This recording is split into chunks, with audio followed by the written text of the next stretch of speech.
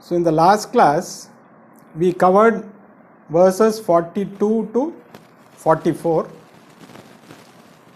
Basically now Krishna is from Jnana Yoga, he is now talking about Karma Yoga. So he started about Karma Yoga first by glorifying Karma Yoga. Then in the last 3 verses, he criticized the people who don't follow Karma Yoga. So basically we saw there are 3 types of karmas: Satvika karma, Rajasika karma and Tamasika karma. Satvika karma is what is the best, where the person who does Satvika karma does whatever action he does is for the benefit of everyone. Rajasika karma is where the person who does it does for his benefit without bothering about the effect on the others.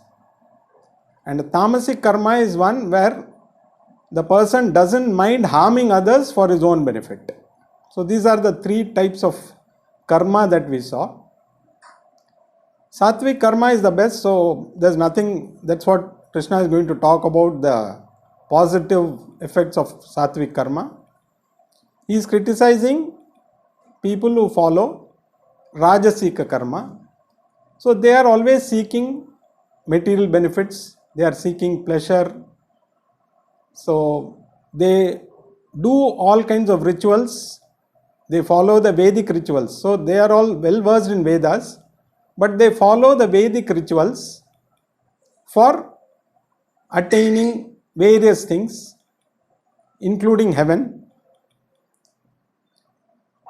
And in fact, not only do they do all these things, they also talk about these to others and prevent others also who are interested in that from doing these karmas.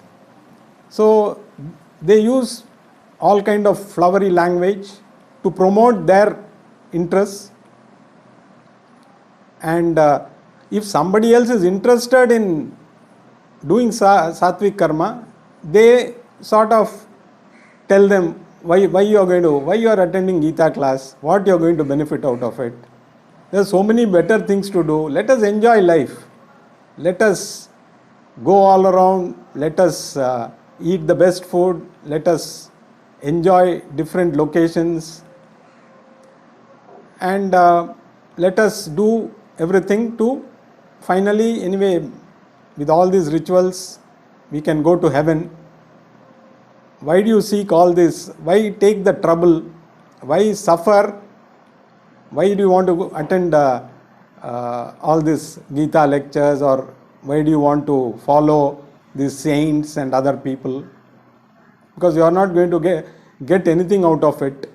Because they don't look at the ultimate result, that is moksha. They are looking at the byproducts. So they are caught in their love for pleasure and materialistic things. So these are the kind of people Krishna criticizes. Of course, it's their choice. If they don't turn their tide, so to say, towards the ultimate goal, they are the ones who are going to suffer. So he's just warning them, if you continue in this journey, you may attain heaven also. You don't know. Nobody has gone to heaven and come back and said, yes, I have been to heaven. It's such a wonderful place. You should all go there. So they are caught up in this living with all kinds of materialistic things in this world and hoping to go to heaven.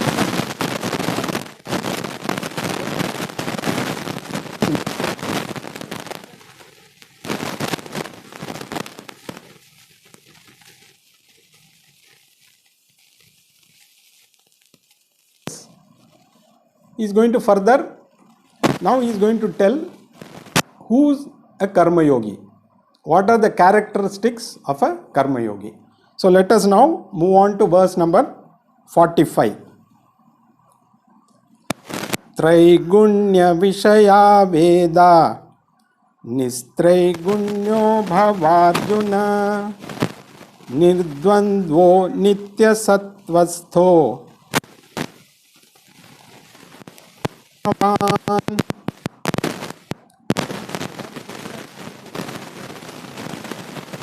Arjuna, the subject matter of the Vedas are related to the three qualities or the three gunas.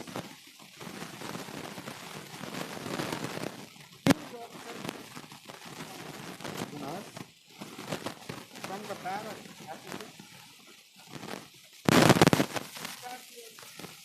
yourself in Sattva guna.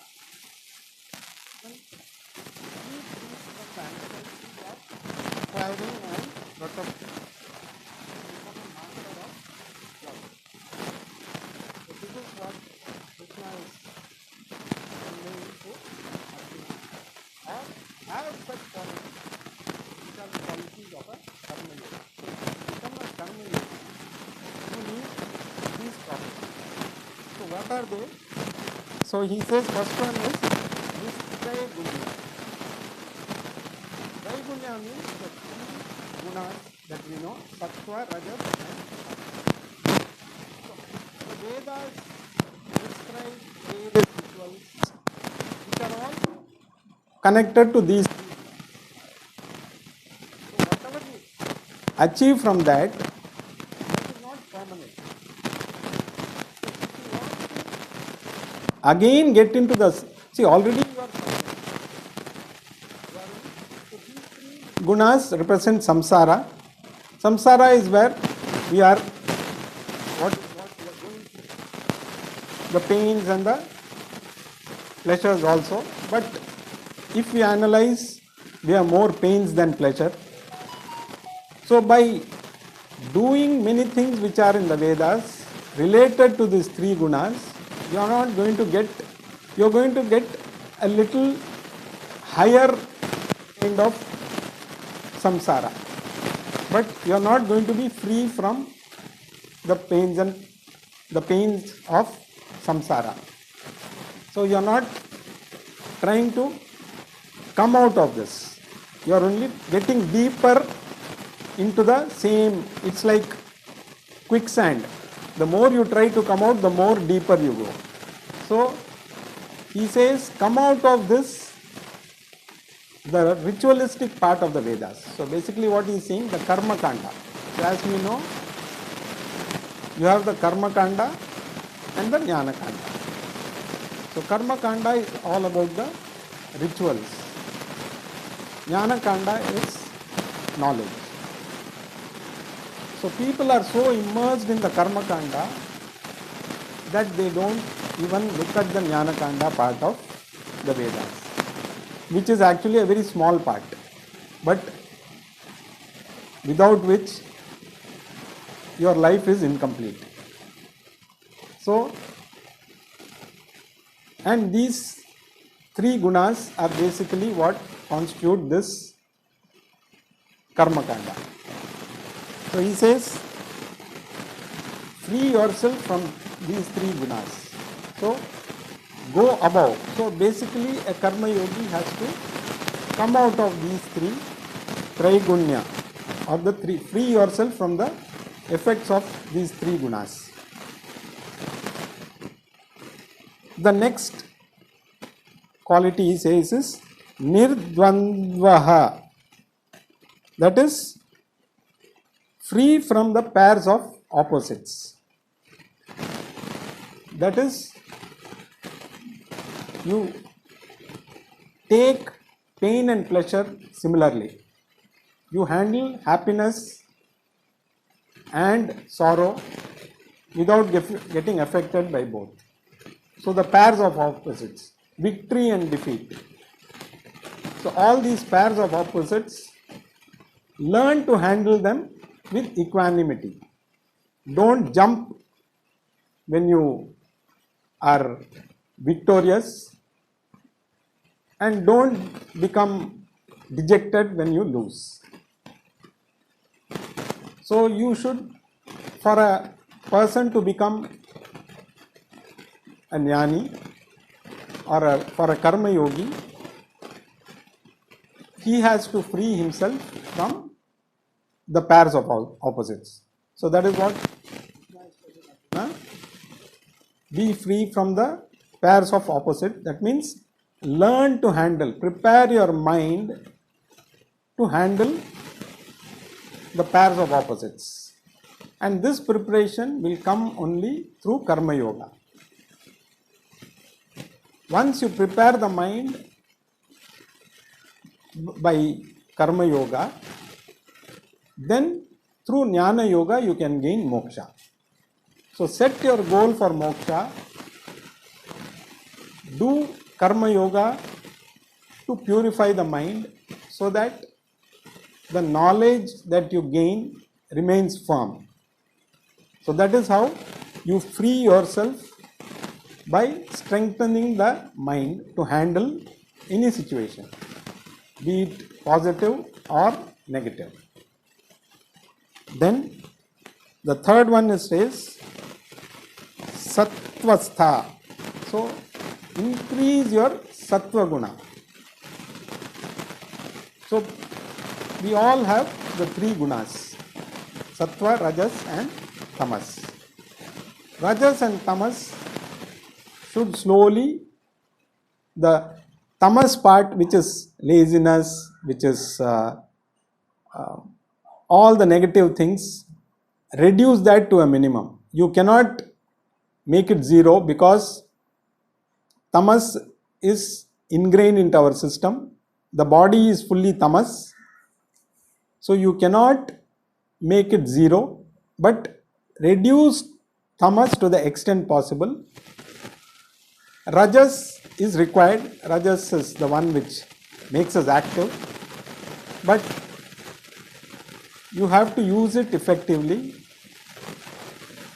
But the whole process is to increase your sattva guna. So sattva guna means composure, discrimination, inquiry, knowledge. All these are characteristics of sattva guna. So the more sattva guna you have, the more balanced you become. You will be able to discriminate between what is permanent and impermanent, what we call as viveka. And it will help us to acquire that knowledge, which will finally lead us to moksha. So he says, Arjuna, increase your sattva guna, become more and more sattvic in nature. The next one is free yourself from yoga kshema. Now we must have heard this term somewhere, yoga kshema. If you have seen the LIC emblem, it reads yoga kshema vahamyaham. So this yoga and kshema. Here in this context, yoga means acquisitions, acquiring, and kshema means protecting. So what the LIC emblem says is, we will help you to acquire and protect you. Later in Bhagavad Gita, this verse comes, yoga kshemam vahamyaham, where Krishna, what he means there is, surrender to me and I will take care of your acquisitions and your protection also. Leave it to me. So that is what was borrowed by LIC as their catchword or whatever. So yoga means acquisition. So we are always in the process of first acquiring money, acquiring a family, acquiring children, acquiring wealth. So first acquiring a job. So the first step is we are always looking for yoga, that is acquiring. All this is needed. It is not that it is not needed. All these things are needed. Then, having acquired something, we look for protecting it. So once you acquire wealth, you need to protect it. The more wealth you have, the more protection you will need. Not only from others who are eyeing your wealth, but in various ways this wealth will, within your own family itself, it can create problems. Because wealth is, so protecting this wealth is not only the wealth. Suppose you have acquired a child, there is a process of bringing up the child, taking care of the child. You have acquired a house, you have to maintain the house. So these two go together, yoga and kshema. So you are always caught between acquisition and protection.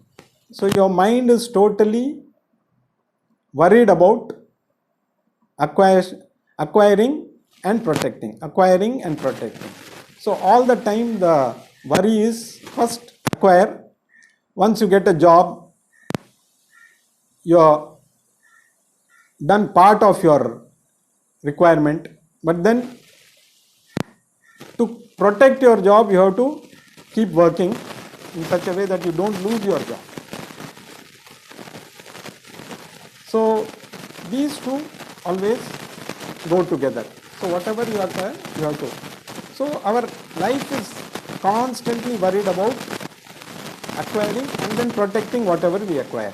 So this is what is going on all the time.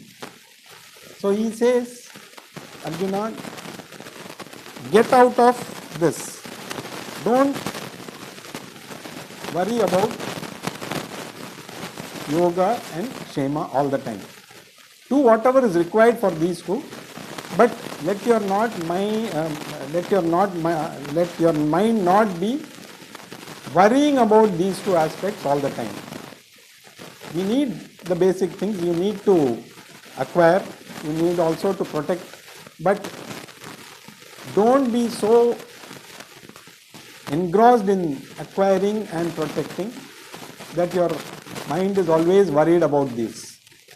So without this, you cannot become a karma yogi. So a karma yogi who is one who is not worried about acquiring and protecting, because karma yogi ultimately, like Krishna says later, yoga kshemam vahamyaham.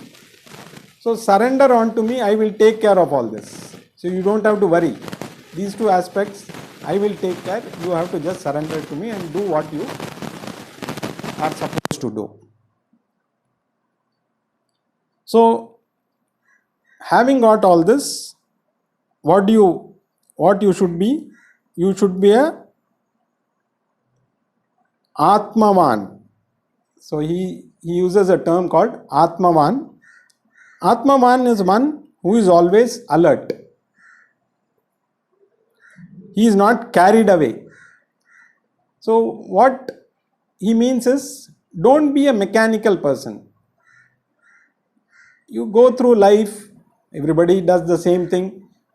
You are born, you grow up, you study, you acquire a job, you acquire a family, and then you get into yoga, kshema, worrying about all these things, and finally you end up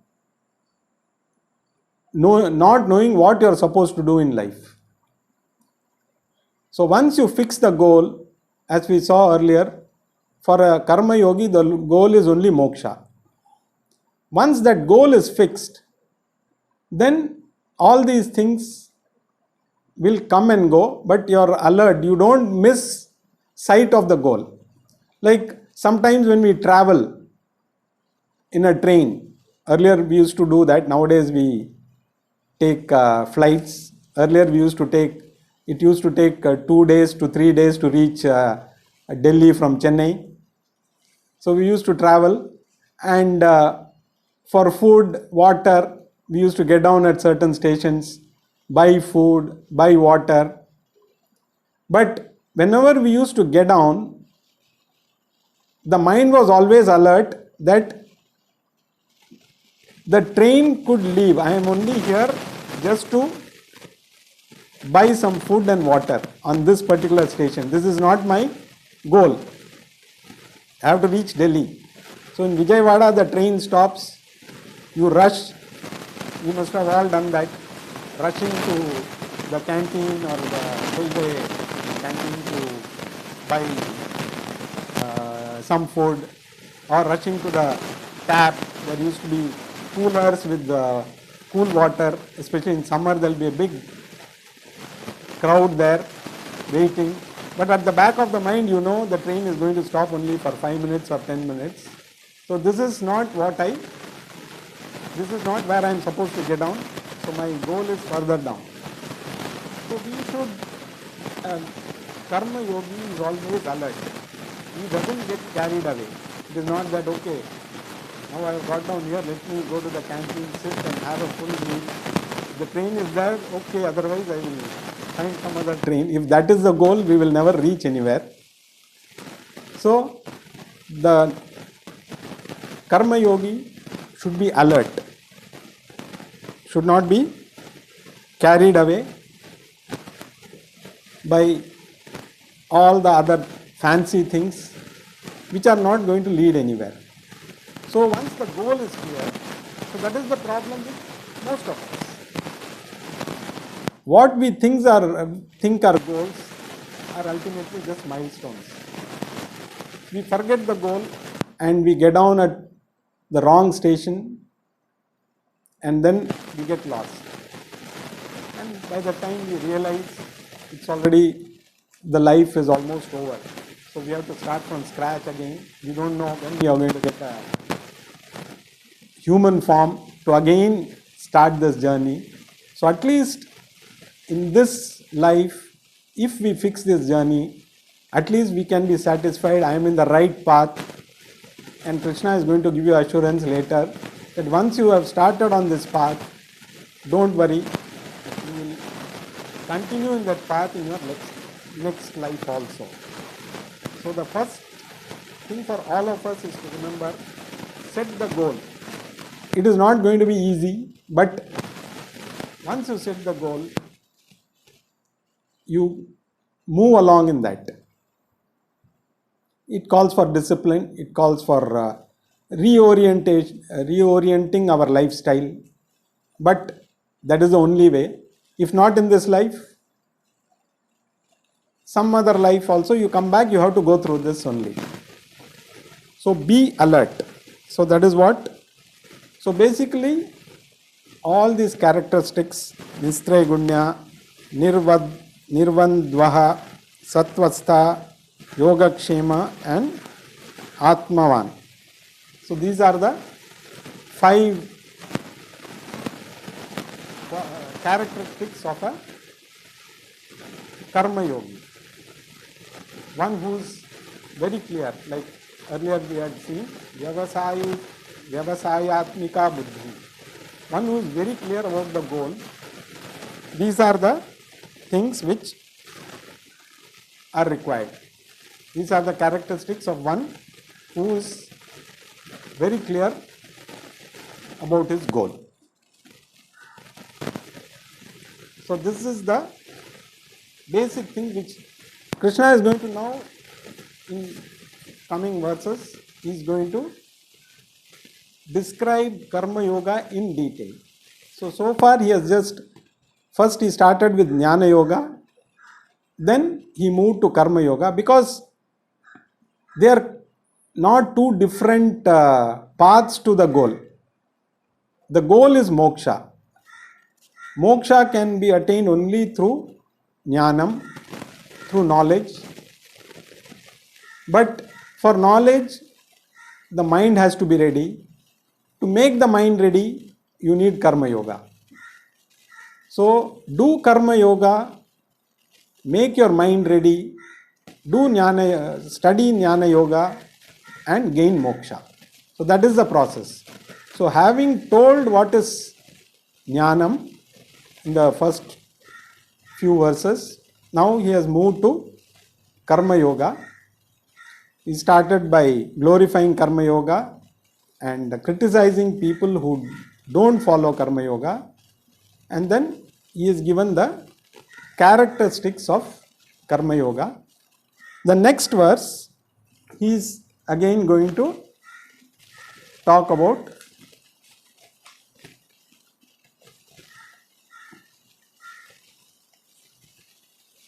who is a wise person, the reward of following Karma Yoga. So what you are going to get by, because anything you do, you always look for what am I going to get out of it. So if you follow Karma Yoga, this is what we are going to get. So this is what he is going to explain in verse number 46. Let us read. Yavanartha udapane sarvatah samplutodake tavan sarveshu vedeshu brahmanasya vijanatah. He says, for the Brahmana who knows the self,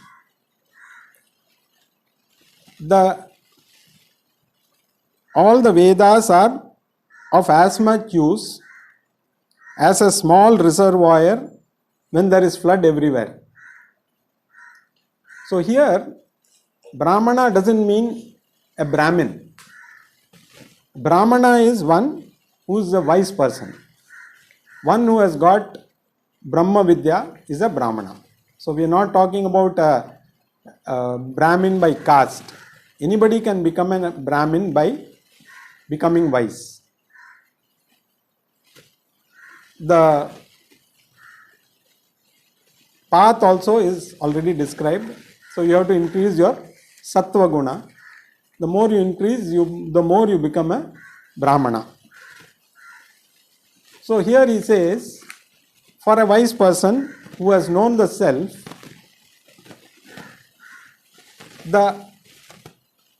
all the benefits of the Karma Kanda, whatever benefits you get by following the Karma Kanda part of the Vedas, is of as much use as a reservoir or a small pond when there is flood everywhere. So when there is flood everywhere, you don't go searching for a well or a pond. So recently we all had floods here in Tamil Nadu, various parts at different times. At that time, we were not looking to fill water from our well because there was water everywhere. So for such a person, it is all these rituals, all these materialistic things are as much use as a well during the time of floods. Because you are looking for small things when you know you are already the very source of happiness. You have already understood that you are the very source of happiness by acquiring the knowledge. So when you already know the ultimate source, why should you be looking for happiness from all these small things? So the benefit of Karma Yoga is you discover that you are the ultimate source of happiness. You don't have to run around, carry out all these things to gain that little happiness. Because ultimately, moksha is the goal. And moksha includes, Vedas don't say, don't enjoy all these things. Otherwise, the Vedas wouldn't be talking about it. You can acquire all these things, but to enjoy to the extent required. Don't get immersed in all those. Because moksha includes all these things. It is not that when you in moksha, all these things are excluded. Dharma, artha, kama, among the four purusharthas. Moksha includes dharma, artha and kama. But dharma, artha, kama doesn't include moksha.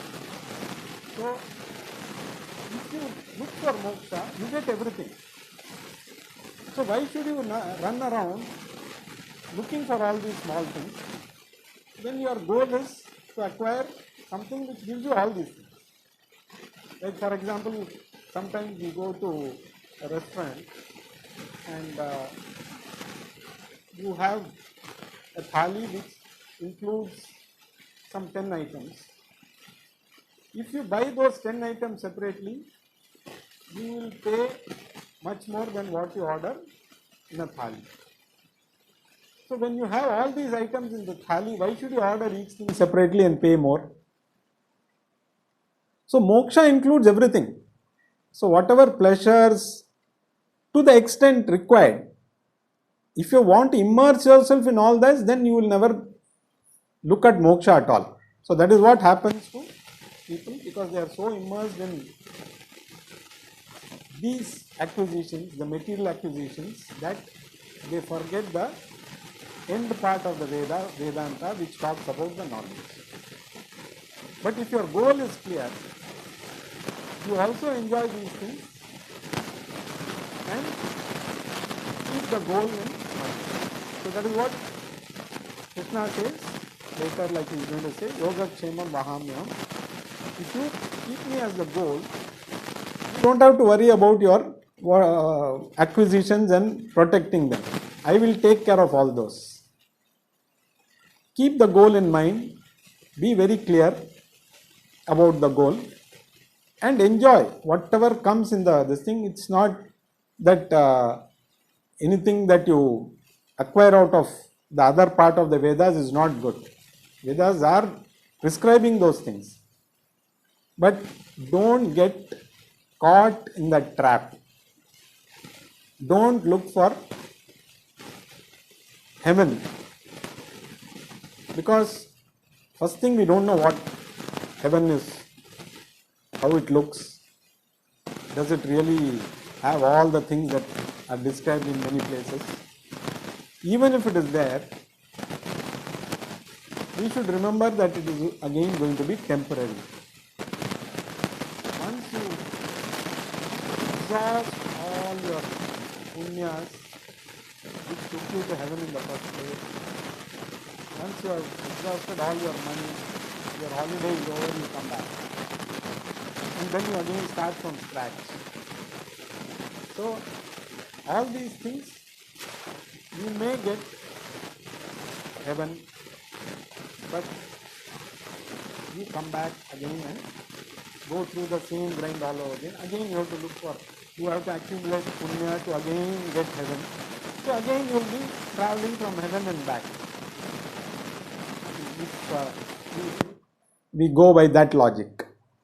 But if you gain knowledge here and now, you don't have to speculate what will be in heaven, how long you will be in heaven, because you get everything. The pleasures of heaven are also included in moksha.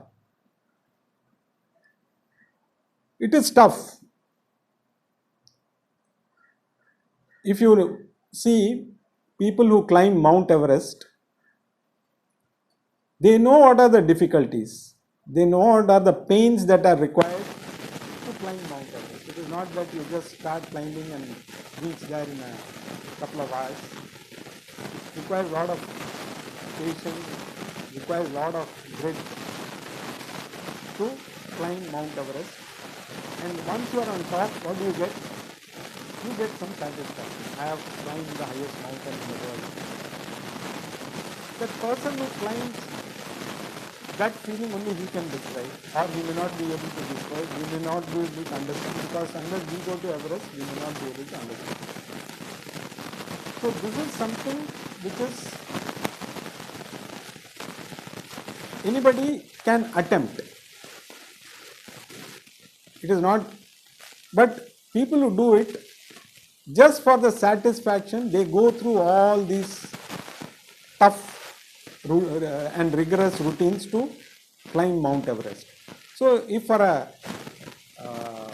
thing like climbing Mount Everest, you are willing to go through all this suffering, follow the same routine, keep the goal as moksha, let that be the Mount Everest you want to climb. And once you reach there, only you will understand what it is. But to reach Mount Everest, like the person who starts the journey, he knows very well that it's going to be tough. Nobody thinks, okay, it's very easy to climb Mount Everest. I'll just have to start climbing and I'll reach that. The preparations that need to be done, it's very tough. Otherwise, everybody would be climbing Mount Everest. For just the satisfaction of having, you are not going to get anything else other than a sense of achievement and a sense of satisfaction that I have climbed the highest peak in the world. So, for that you are willing to go through so much. Extend that to your entire life, fix the goal as moksha. We already know it is going to be tougher than climbing Mount Everest, but ultimately that ultimate happiness will never be understood by others, and from that there is no comeback. You stay there all the time because there is nothing else that you can achieve. Once you attain moksha, you have attained what is required. In the very purpose of life is attained. So that should be the goal. So by becoming a karma yogi, the ultimate benefit is you gain moksha. Now, in the further verses, Krishna is going to describe in detail about karma yoga, because now he has just told us what is karma yoga and what is the effect of advantage or the benefit of karma yoga. But what are the things required for karma yoga, he is going to discuss in detail in the coming verses, which we will see in the next class.